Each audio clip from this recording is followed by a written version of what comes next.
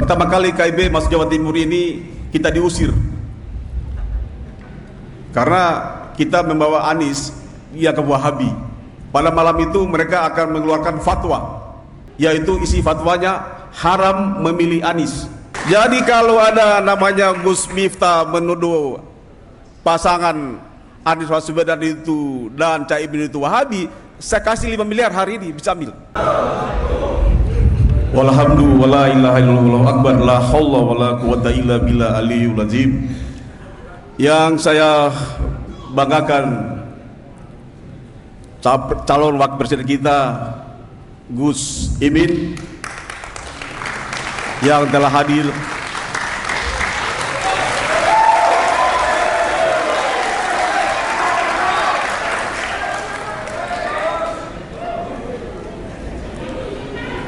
Pengurus atau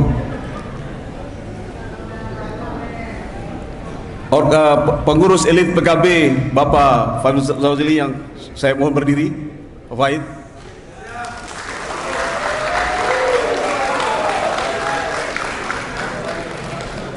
Ketua Go Anies Sirajuddin Wahab.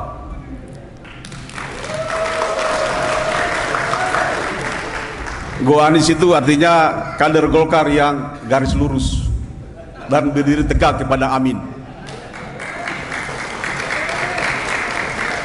Yang berikutnya Adi Sindirlungga, ini juga pendiri daripada Go Anies. Barang siapa yang mengganggu Anies, dia akan hadapi. Yang berikutnya Saudara Geis Khalifah, ini adalah pelaku sejarah di DKI, pendiri amanat Anies dari PAN Jatinegara. Ini juga dari pengurus PAN, bekas anggota DPR PAN, sekarang garis lurus juga sekarang. Yang berikutnya Pak Koordinator KIB Jawa Timur Pak Nur Rafiq, bisa berdiri.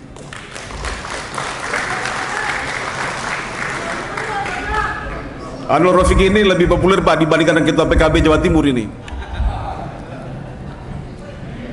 Di sini juga hadir dari Marsikal Muda Hendrik, Panglima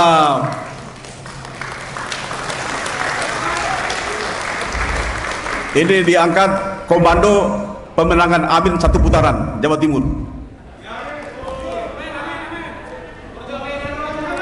Dan Profesor Dr. Anwar Sanusi dari Front Pembangunan Perubahan, dan Andrianto ini bekas direktur kampanyenya Prabowo 2019. Hari ini dia sudah bertobat Pak, bertobat untuk habis. Terima kasih. KIB ini terdiri daripada unsur-unsur partai politik yang berpengalaman di partai politik yang non struktural. Saya ingin menceritakan Gus Imin. Pertama kali KIB masuk Jawa Timur ini kita diusir karena kita membawa Anies dia ke Wahabi. Saya itu waktu diundang di pesantren di Al-Maliki, Anwar Maliki di Pasuruan. Itu kumpul kiai-kiai ada sekitar 60 orang. Pada malam itu mereka akan mengeluarkan fatwa, yaitu isi fatwanya haram memilih Anies. Alasannya apa? Wahabi katanya. Lalu saya berdiri, ini kiai saya tantang, kiai-kiai, kalau kiai-kiai bisa membuktikan malam ini pada saya bahwa Anies Wahabi, saya kasih 500 juta malam ini. Nggak ada yang bisa membuktikan.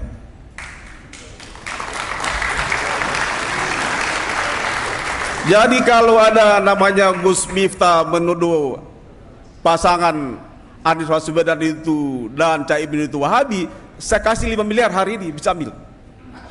Asal bisa buktikan bahwa dia Wahabi. Ya kan? Yang berikutnya, kenapa kita NU ini harus memilih pasangan Amin? Karena kiblat politik NU sekarang itu ada di PKB. Ini PKB kalau tidak ada Gus Imin, ini sudah kayak ayam sayur.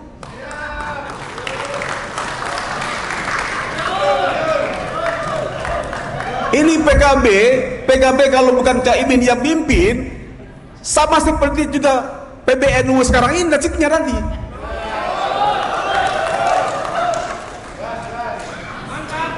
Kalau tidak ada PKB di Senayan, itu NU, anggota NU kayak daun-daun kering yang berguguran. Tapi karena ada Cak Imin, ada PKB, maka NU tetap tegak berdiri.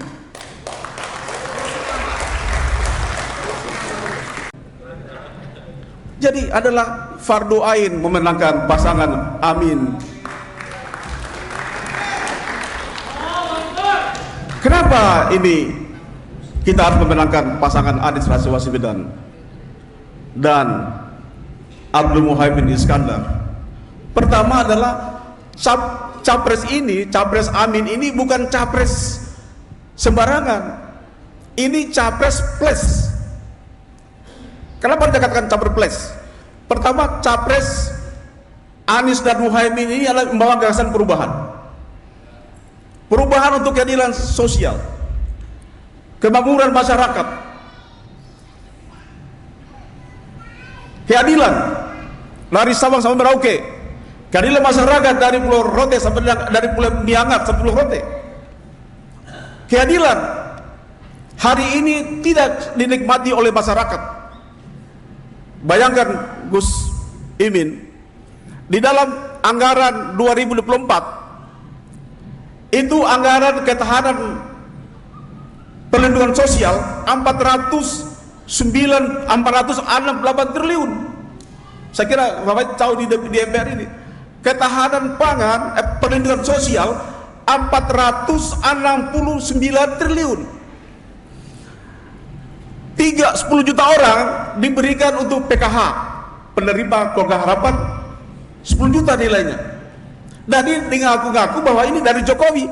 Bukan, ini dari PKB juga, karena PKB ikut memutuskan di DPR. Dari Nasdem juga, karena Nasdem ikut memutuskan anggaran di DPR. Jadi tidak bisa Zulkifli mengakui bahwa dari Jokowi. Itu penyesatan.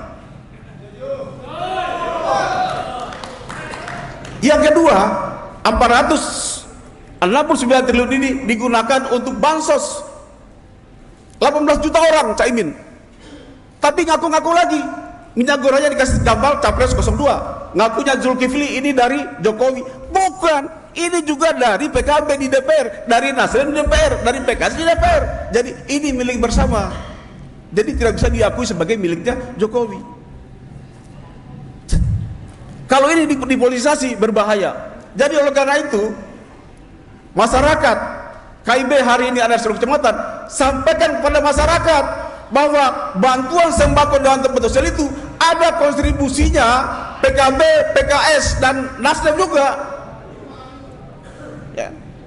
Dan ini yang berbahaya Gus Imin. Jangan sampai PKB, Nasdem, KIB, PKS melegitimasi calon presiden yang menang secara curang berdasarkan bansos ini. Ini berbahaya. Lalu di mana plusnya? Jadi pasangan Anies Rashid Baswedan ini dan Cak Imin ini, Gus Imin ini adalah plusnya adalah mereka memiliki akhlak yang benar. Kita belum pernah dengar Anies Rashid Baswedan maupun Gus Imin mengeluarkan kalimat-kalimat tolol dan bodoh. Nggak pernah. Pernah dengar nggak Cak Imin mengeluarkan kata itu? Pernah dengar nggak Anies berkata itu? Tidak ada kan? Jadi artinya ini plus. Artinya Anies Rashid Baswedan dan Cak Imin ini adalah moralitas yang berjalan dan akhlak yang berjalan.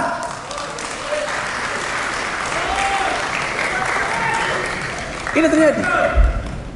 Nah, oleh karena itu hari ini dengan bergabungnya Gus Imin menjadi wapresnya Anies, maka isu Wahabi adalah selesai. Isu kita adalah bagaimana memenangkan pasangan Anies Rashid Baswedan dan Abdul Muhaimin Iskandar satu putaran kalau bisa, kalau enggak 2 putaran.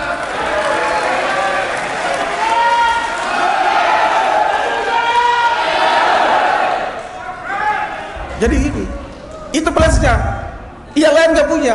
Jadi adalah kalau kita bicara capres yang benar-benar untuk bangsa itu adalah hanya pasangan Anies Baswedan dan Abdul Muhammad Iskandar. Pertama, sila Pancasila, ketuhanan yang Maha Esa. Ini menyangkut moral. Siapa yang punya moral di antara pasangan-pasangan ini? Umat Islam boleh jarang melaksanakan sholat wajib, apalagi sholat sunat. Tapi ketika umat Islam sholat Jumat, mereka berbondong-bondong ke masjid untuk melaksanakan sholat Jumat. Maka pada hari ini umat Islam pun berbondong-bondong seperti gerakan sholat Jumat untuk memenangkan Anies Baswedan dan Muhaimin sekarang sebagai presiden.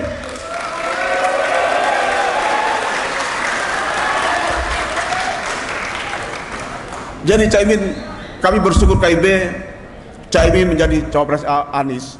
Alhamdulillah sekarang kami diterima semua. Tadinya kiai-kiai yang membuat fatwa itu haram minum habi, sekarang mereka kembali bergabung kepada pasangan Caimin.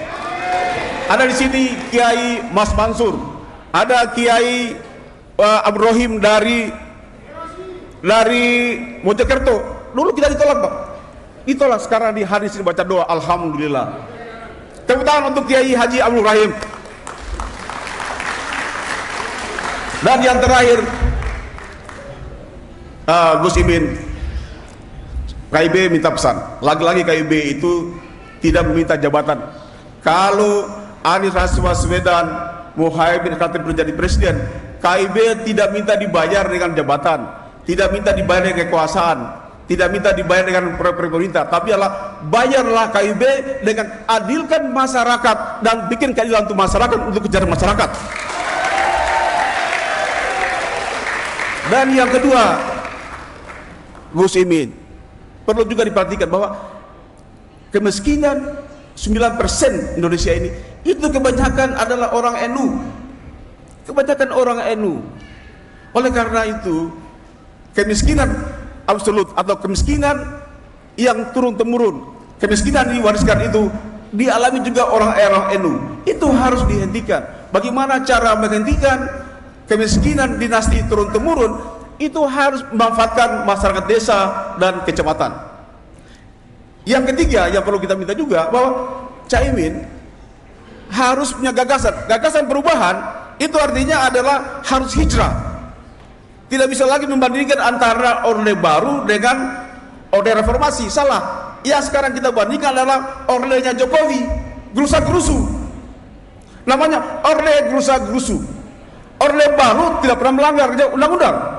Orde Baru tidak pernah merampok kekayaan negara.